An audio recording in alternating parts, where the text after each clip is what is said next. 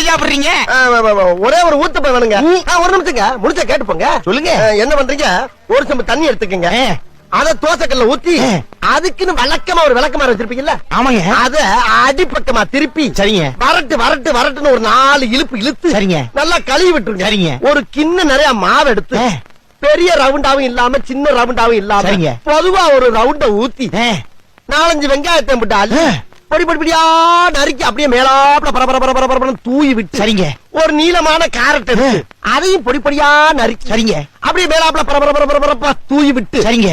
ஒரு 16 கரண்டி நெய் எடுத்து சரிங்க. அதுல 6 கரண்டி நெய்ய உள் சைடு அப்படியே லேசா விளாவி விட்டு சரிங்க. 10 கரண்டி நெய்ய தோசைக்கு வெளி சைடு அப்படியே மேலாப்ல விளாவி விட்டு சரிங்க. இட்லி பொடி இருக்கு பாத்தீங்களா? அத அப்படியே அள்ளி மலை சாரல் மாதிரி அதை மேலாப்ல பரபர அப்படியே பேய விட்டு சரிங்க. பொத்துனாப்ல அப்படி ஒரு